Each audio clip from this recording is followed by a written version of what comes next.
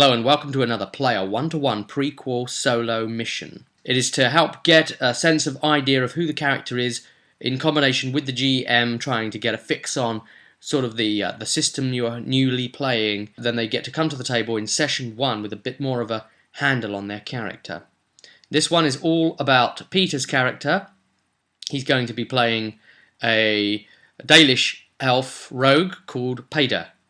Again, it's one of those characters that uses another name for Peter in a different language.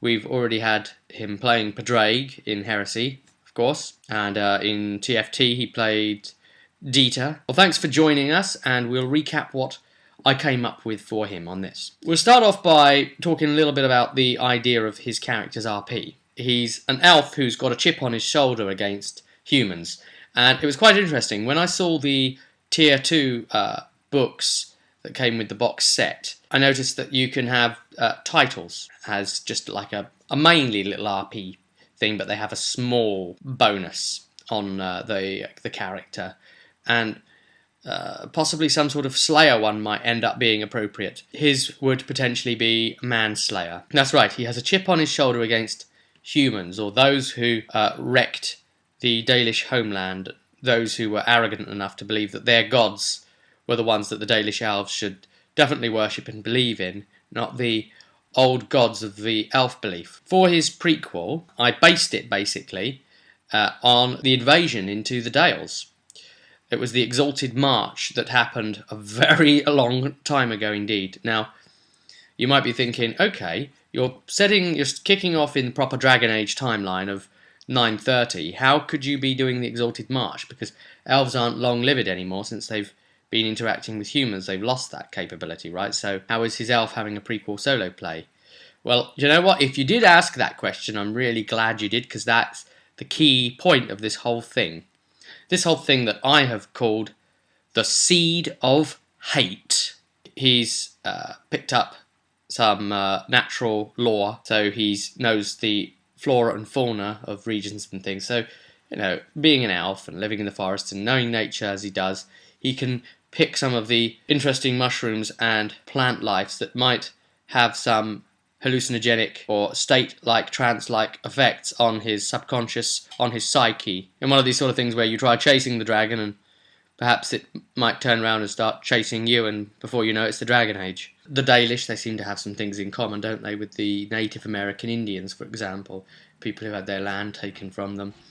Or they've maybe got some sort of like thing in common with travellers as well, really, in their modern state. So this, the idea of picking a load of natural herbs and perhaps smoking them or taking them in some way.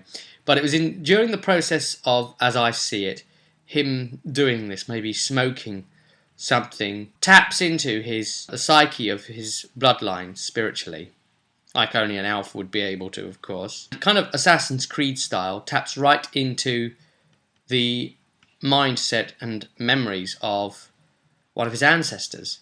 And this is a 15-year-old, very talented, and he gets to play through the experiences of the ancestor going through the Exalted March that came upon the Dales. It was this harrowing experience of him living it through the process of attaining it herbally like this, and him seeing it, that twisted his psyche, and created a hate in him for all of humanity, personally having now been there and witnessed it himself, what his ancestor had to go through. So I decided that he will have done that, and that we were going to use his stats as a level 1, but it's actually his ancestor, yeah? So if he gets to complete it, if he gets to, you know, win the fight that's been set up or whatever, then his ancestor won that. But he will still get the little bonus prize thing that I would give the character for starting, for successful completion of their background, so maybe like a little minor health pot of some sort, you know. So that was quite a cool idea, right? We get to go back into the Dales and experience the beginnings of it. Here's how I saw it, right? It's the day before the Exalted March finally fully arrives, and the forward scouts are heading into the forest to try and gauge positions of where the elves are actually located so they can send forces through the forests effectively. You can't just run around blindly and hope to find the elves. and you don't really want to have to just chop all the trees down. So forward scouts are in the area. There's a scouting camp a short-ish distance away, and we cut to his ancestor. He's 15 years old, got all the skills of Paeder, even though he's only 15. So he's actually more naturally talented than Paeder. He's hanging upside down from a branch of a tree.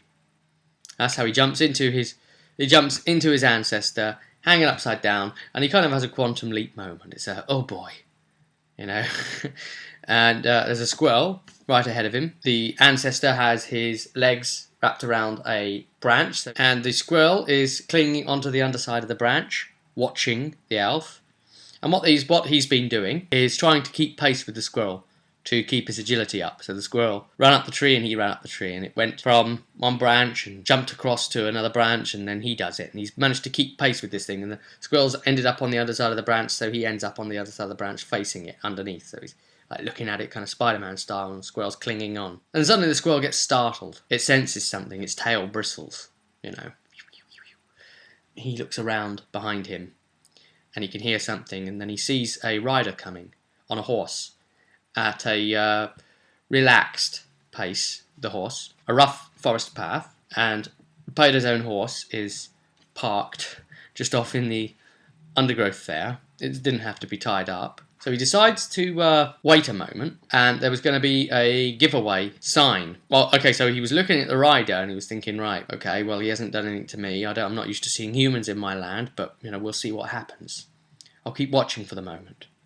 And he's still coming. I got him to do a perception seeing test, because the rider is one of the forward scouts, and he's got a bunch of animal skins on the back of the horse, and he's got a bow on his back, and he's got a scabbard on the as part of the horse's equipment. The horse is unarmoured. The rider has heavy leather. He's not actually a skilled bowman at all. He doesn't have a focus in it. He only normally uses that bow to hunt animals and bring back skins. He's technically a warrior class, but being given the role of one of the scouts. So he's more of a bodyguard type one of the camp, and he's better with his long sword when he gets it going. He tries not to have to use the bow, really, but he's just one of the scouts that happens to be there, and that's who it is. It doesn't always have to fall into place, does it? Oh, he's a rogue because he's a scout. Well, he's that type of scout. This is the kind of scout he is. You know, he's out to hunt animals, to get the lowdown, so he's good at stealth, to get the lowdown on the positions and that, fight his way out if he has to. The thing was that there were a number of elf pleats, sort of scalped and hanging from a chain on the side of the horse as well. And his seeing test was an attempt to actually spot this, which would have told him, well, it's a hostile to us then. But he failed his seeing test. The rider still kept coming, so I didn't give him that piece of information. He explained that he was pulling himself back up onto the branch of the tree he was on, waiting high above. Now, the rider didn't spot him up ahead on the road, quite close to him, and then when he was about 10 yards away, Paeder quickly slipped down off the tree and made his presence known to the side of the road in the rough. Said, "Oh, what are you here to do, human?" And he was suddenly terrified because, you know, he's really guilty. He's there having to try and bring back information and spy on the elves and fight if he has to. And here's one right in front of him. He suddenly panicked because this thing's took him by surprise. And he's like, oh, does the elf know what I'm here for? And there was this really good exchange between the two of them. And he was like, look, human, spit it out. And the human finally said, well, all right, where have you come from? Where's your camp? And he wouldn't reveal it. All he said was, my camp's further up that road, in that direction. You'll meet a load of them if you keep going. They won't all necessarily be as friendly as I am. It was like a growing feeling of hostility, of tension between them. And so at this point the hunter guy is thinking, oh crap, you know, what do I do? Get away? If I get away, he'll go back and warn the camp that there was a human here. I really need to engage him. I really need to silence him and then get away. It's alright, I'll do it. I'll get him. I'll cut him down. I'm on a horse. You know, he's not. That's fine. I've got the advantage. So I was going to start allowing combat advantages for horseback as well, like a modifier to attack. The hunter guy said, right, how many of you are there then? Is there any more of your kind out here? And you know, he was being very guarded with an answer to that question. And then he found himself sort of kind of forced into a corner when Paeder quite expertly turned things around by asking, counter-questioning, how many are you in number? And he could have said, well, we're a whole bloody army, mate. But no, he decided, right, that's it. He spurred the horse into action, galloped straight at him. The intent was clear. I decided to give a half split second intent what you are doing. He's going to be galloping at you. You were expecting trouble, so what's your first move as well, simultaneously? Your setup moves, as it were. And the very first thing he said was, I'm clambering straight back up the tree. Straight away I thought, wow, whoa, okay. This guy's advantage is going to disappear if he makes it. It's going to be down to who gets the initiative first then. I decided to let the action be known what's happening and then roll for initiative, because that way, rather than it's like, oh, you just got cut down, because we wouldn't have known about his intention because the rider would have gone first before he'd have stated what he wants to do. So this way, he gets to have his attempts dashed by this horse outspeeding him if the rider guy wins the initiative roll. But Paeder won the initiative roll, so he got to move first. He managed to scrabble with all of his turn allotted space up the tree near to a branch, just out of reach of the horseman, who went underneath and judged, that's too high to slash with my sword now, wonderful. So he put his sword away and readied his bow and, took a shot. That missed. Paeder pulled himself up onto the branch and managed to stand up and kept his balance quite well. And then the rider fired again. This one thudded into the branch underneath because I was giving him a bonus cover modifier because he's standing atop the branch and the other guy's below. So it thuds into the underside of the branch. And then Paeder was like, alright, so I want to try and maybe, I can't just stand around here, maybe jump to the next nearby branch, or run to it. And I was saying, well, yeah, it's going to take quite a big jump, to be honest with you, which is going to be strength related. So that put him off trying to do it, me telling him it would be strength related. So he decided not to do it. I mean, I would have took into account the speed he was moving and gave him a little bit of extra oomph because he's got speed of 15, which is really good. So instead, he's standing on top of the branch and he decides, right, that's it. I'm going to fire my bow. Instead of shooting the rider, I'm going to shoot the horse. I gave him a +1 modifier because he's trying to hit a much larger target. Further +1 modifier because he's above shooting down. So this guy's on horseback still with his bow. He's sort of thrown mentally of what to do here because he can't ride off and leave the elf here. And if he tries cutting the tree down, well, the elf will probably shoot him to death before he gets to axe it to the ground. So he's kind of panicking at this point, to be honest with you. And so he fires and hits the horse in its back, 8 damage off of 40 health. And then the guy returns fire with an aim. This one managed to graze Paeder, 3 damage off of his 30 health. Paeder then proceeded to continue aiming and opening fire on the horse.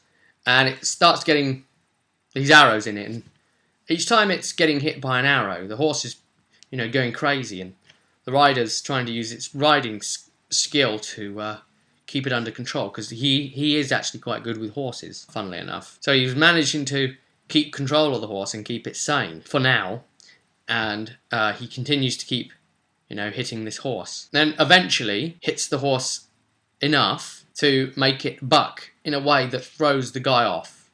And he manages to just keep hold of the reins and saddle just enough to sort of let himself fall to the ground in a safer way so that he doesn't break his back or something. But he does fall in a kind of slump and take a bit of damage from doing that and a bit of fatigue on that.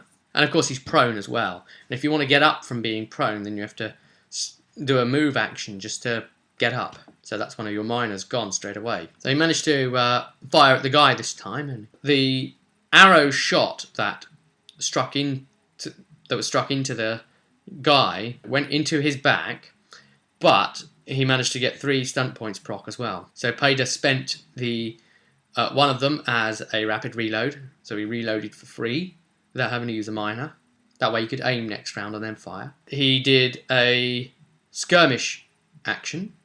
So he skirmished the guy 2 yards towards his own horse, the back and hooves. I think you can see where this is going. And then he did the mighty blow, which added an extra d6 of damage. It then took what would be 11 damage, the sources of damage that had already hit him, plus a massive kick from his own horse. So he's decided to just say it was the kick from the horse, and that's why it's the mighty blow. So he ended up taking a whopping 17 damage. He only mitigates a bit, so he actually sustains 13 wounds. So also where the horse's hoof had collided had given him a depressed compressed fracture into the bone, and that's bad. Obviously, without modern day healing and treatment, you're guaranteed to die fairly soon, but just long enough for him to be able to finish off this fight at least. So he managed to return fire again, and this arrow shot straight into Paeder's shoulder. Got stuck in there, but stuck in the armour. It was just 4 damage, and he had a damage mitigation of 4, so it didn't even touch skin. It wasn't in the knee. And he's scrabbling to try and get his horse, and Paeder is shooting at the horse again, and the guy's like, oh my god. So he manages to pull himself back up on the horse and thinks, right, I'm now really, really hurt. My horse is in a really bad way. I've got to get out of here. I can't beat this guy. I don't know what to do. I'm going to panic. Our presence be damned. I want to preserve my life at this point, and that became more important than his mission. I'm sure the Chantry wouldn't have been happy with him. They'd have killed him themselves. He tells the horse to get going, and another arrow comes in and puts the horse down to about 5 health. And so it's staggering about, and it's not moving very well, and it's not moving as fast as it should up the road. So it's trying to get away, and Paeder slides down the tree, runs over to his own horse. When he gets to the horse, aims with his bow and fires. Now this is a very long distance shot indeed. By the time he gets to open fire, the guy was 46 yards away. Now the longbow has something like a 54-yard range. So I mean, he's shooting at long range, and he had to go through some of the sort of intervening woods because it's a Hail Mary shot. So the guy's getting a cover save and everything. He doesn't have the bonus higher ground thing now. So it was all of this going into account, and he rolled insanely high and then did insanely well because of his focus added to it as well for bows. And the damage came in at something like 7 damage into the horse, into its arse, and it had just lost enough blood and just been hurt so much that it just gave up, slowed down and slumped, cocked its head back, jerked it awkwardly and fell to the side, dropping the rider, pinning him, squashing him to the floor. And this, he's hurt and damaged, and Paeder's like, right, gotcha. Jumps on the horse, goes straight after him, full pelt. So he goes after him at a run speed with the horse, and the guy's finally pulling himself back up. He just about manages to raise his short sword and adopt a defensive stance, and Paeder arrives, and he's like 7 yards away at this point. And he says, you damned elves, we gave this land to you, we can take it back. He's all ready for him as a last stand kind of thing. Paeder goes in on horseback with his short sword versus this guy's long sword. He goes in with a charge. Now, the horse has got an 18 movement, so the charge is half the movement, so that's 9.